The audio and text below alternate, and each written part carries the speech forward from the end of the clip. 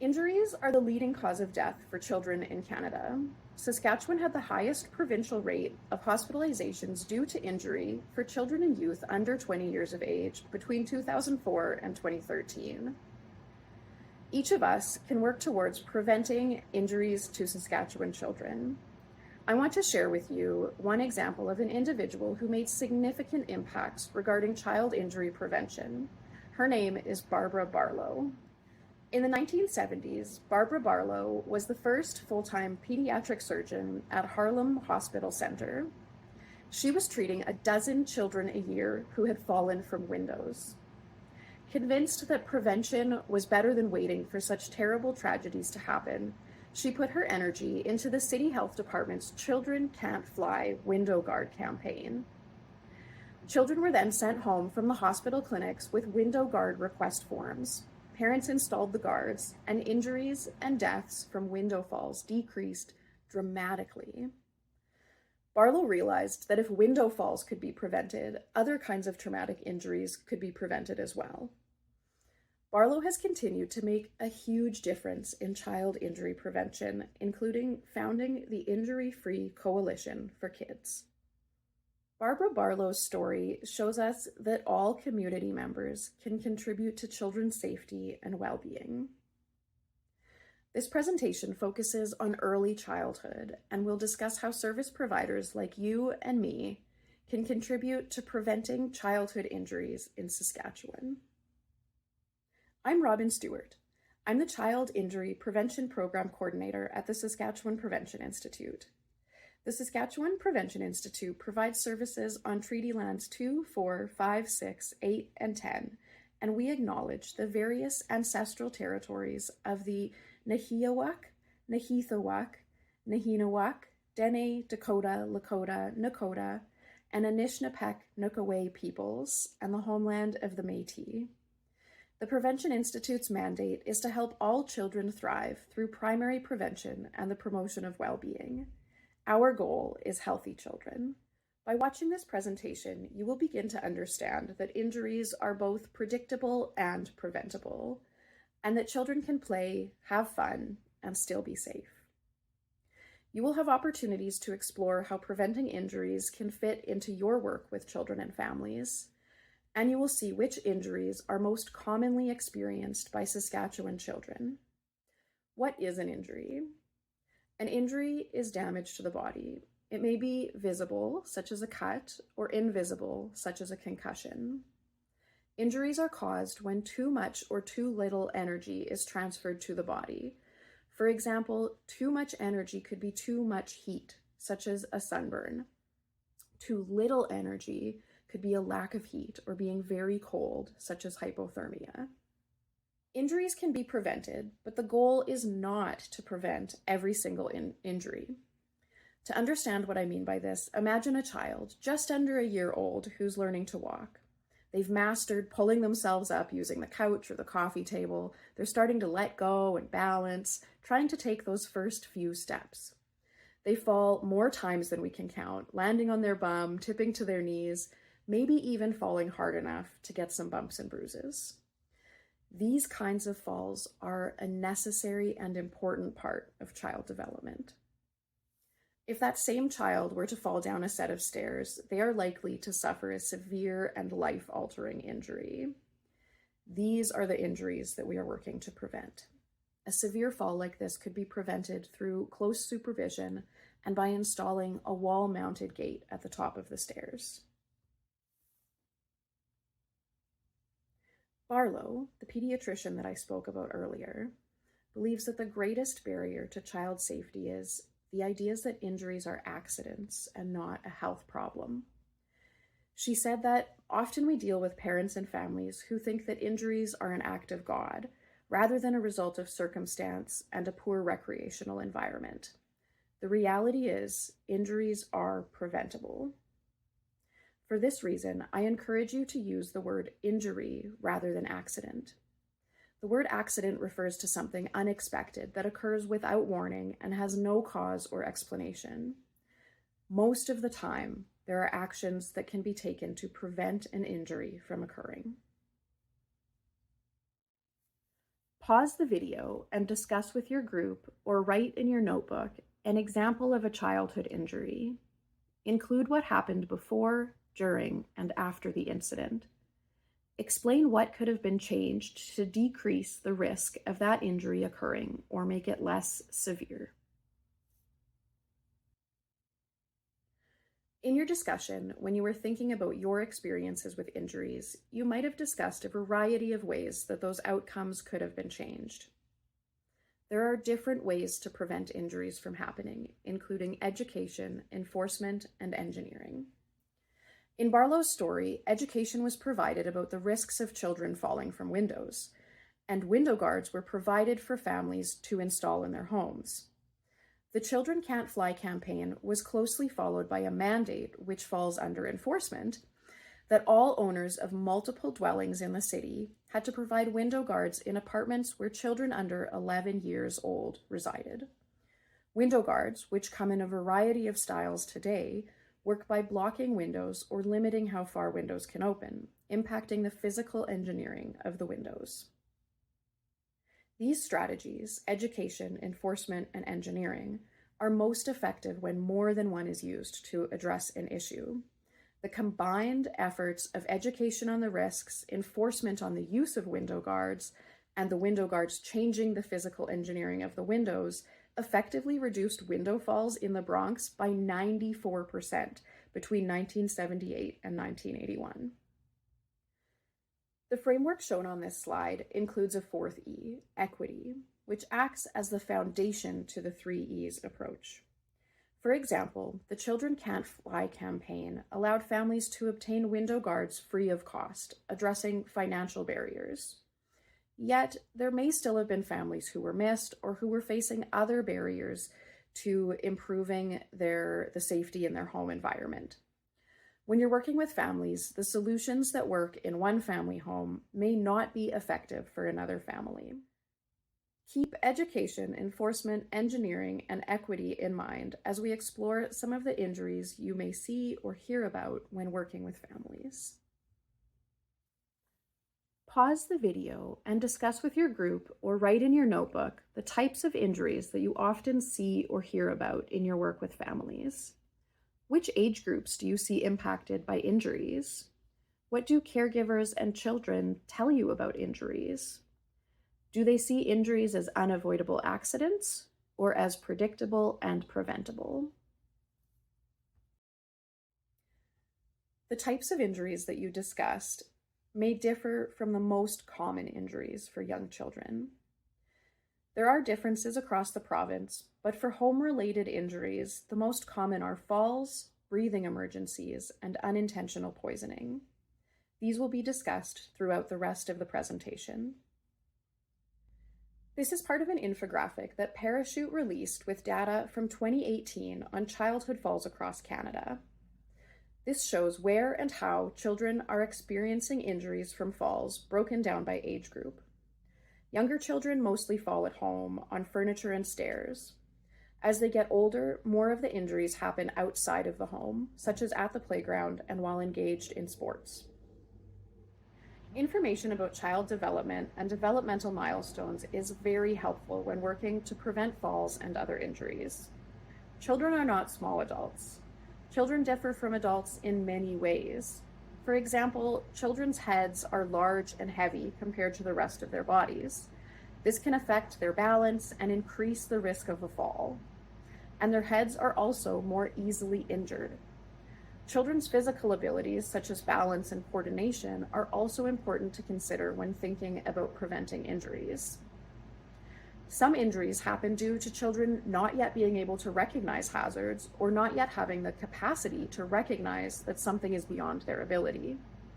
A baby does not know that if they roll over while on the changing table, that they could fall off. The supplemental material, Injury Prevention Throughout Ages and Stages, provides detailed information on developmental milestones, related safety concerns, and prevention tips. Encourage the families you work with to see their home from the child's point of view. For families with young children, this means getting down on the floor with them to see what they can reach when they're starting to crawl, what they can grab when they're starting to stand. What might they try to climb? Educating families about when children will start to crawl, stand, and climb will help them to address hazards before the child develops those skills. Viewing the home from the child's point of view is a great way to engage families in actively discovering hazards and making changes to increase safety in the home, and it will also help in identifying choking and poisoning risks as well. Choking, strangulation, and suffocation are incidents where breathing is interrupted by an internal or external obstruction of the airway at the mouth, nose, neck, or throat. Breathing emergencies are most common in children ages 1 to 4. Children who survive these injuries are at risk for brain damage due to an extended period where their brain was not supplied with oxygen. One technique is to teach families that any item that fits inside a toilet paper roll is a choking hazard for young children. Hard, sticky, or round items are particularly dangerous. Pause the video while you get a toilet paper tube and find items that children have access to in your workspace. Try to pass the items through the tube. Any item that is small enough to pass through the toilet paper tube poses a choking risk to young children. These items should be stored out of the reach of young children because they tend to put everything in their mouths. Did any of the items that fit or didn't fit surprise you? Button batteries are a choking hazard that presents some additional dangers. When a button battery is swallowed, saliva triggers an electrical current with the button battery. This causes a chemical reaction that can result in severe internal burns to the throat, stomach, and intestines in less than 2 hours. The scary part is that it may not be obvious at first that there's something wrong, since many children can still breathe and may act normally after swallowing a battery.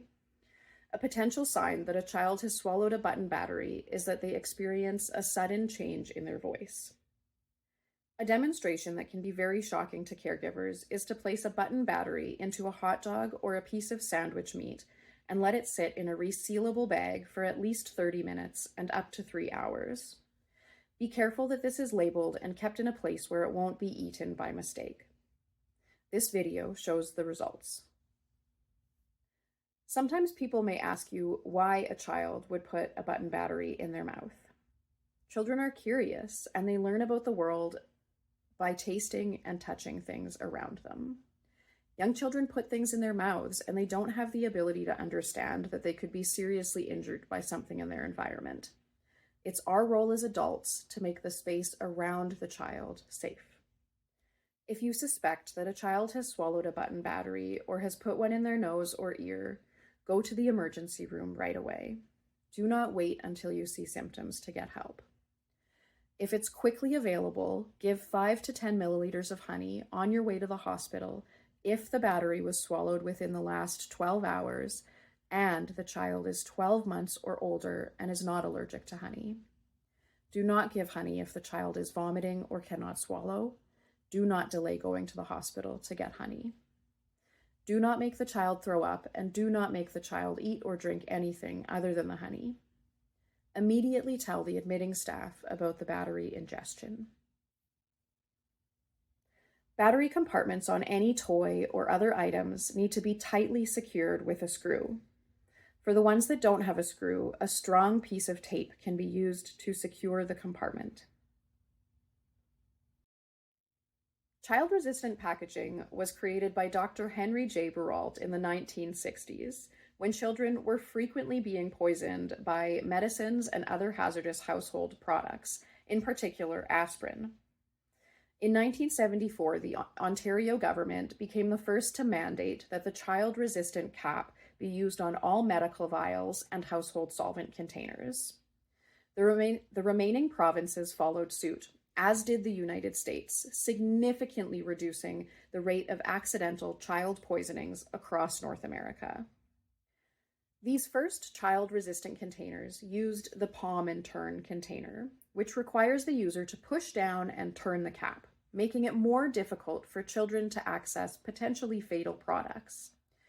Today, there are lots of different styles of child-resistant packaging in Canada that reduce the likelihood of children coming into unintentional contact with toxic, corrosive, or quick skin bonding products. Other changes to packaging, such as warning labels, placing fewer tablets in each bottle, and including measuring spoons with liquid medications, have reduced incidents of unintentional poisoning. Even with these changes, the Pan-Canadian Poison Centre annual report in 2020 tells us that 1/3 of all the calls to poison centres in Canada involve a child aged 5 or under, and the most common substances involved in childhood poisonings are medications for pain relief and household cleaning products. Between 2004 and 2013, 686 Saskatchewan children under the age of 10 were hospitalized due to unintentional poisoning. Children have an increased risk of poisoning because they don't know which products are unsafe to touch or put in their mouths. And they're very curious. Due to their small body size, thinner skin, and more rapid rate of breathing, even small doses of poisons can have serious effects very quickly. The good news is that most calls made to poison centers were able to be managed at home, with assistance provided from the poison center over the phone. Prevention strategies for poisoning focus on keeping all potential poisons locked up tight and out of sight, having the poison center number available, following directions on products, and as children get older, teaching them to understand the hazard symbols that are seen on products. Using tools such as maps or checklists can be really helpful in starting conversations. Parachute has poison prevention checklists that show the layout of a house or apartment with common household poisons listed. Using this type of checklist to find potential poisons and making adjustments to ensure they're not accessible to children is a great activity to encourage families to do. Another activity to do with families is to demonstrate how difficult it can be to see the difference between a potential poison and a candy. You can show caregivers each of these images and ask them, can you tell the difference? Just by looking at these items, can you tell if the item is safe to eat? Which one is candy and which one contains cannabis? Do these items look tasty? Do you think a child would put these items in their mouth? The website pillsversuscandy.com has a digital version of this activity that can be very eye-opening. It's easy to say that a caregiver needs to supervise their children, but we all know that in real life we have competing priorities that pull our attention in every direction. Yet we also know that injuries often happen when supervision is absent or distracted. The goal of supervision is to find the right combination of physical closeness to the child and attention to what the child is doing. This combination will change depending on the child and the activity. If a child is young or impulsive, the caregiver remaining within arm's reach is especially important so that they can move in quickly to stop behaviors that could lead to a serious injury. When the caregiver's attention needs to be elsewhere, they can adjust the environment and use tools like a baby gate to safely allow for more space between themselves and the child. Caregivers can also adjust as the child grows to allow more freedom where appropriate. A child who is 3 requires very different supervision, including that physical closeness and attention, than a child who is 8. Caregivers know their children best, but we can support families to help them learn about the developmental milestones so that caregivers can better understand the change from close supervision to more freedom as a child develops. Children are naturally curious, and they learn by hearing, touching, and tasting the things around them.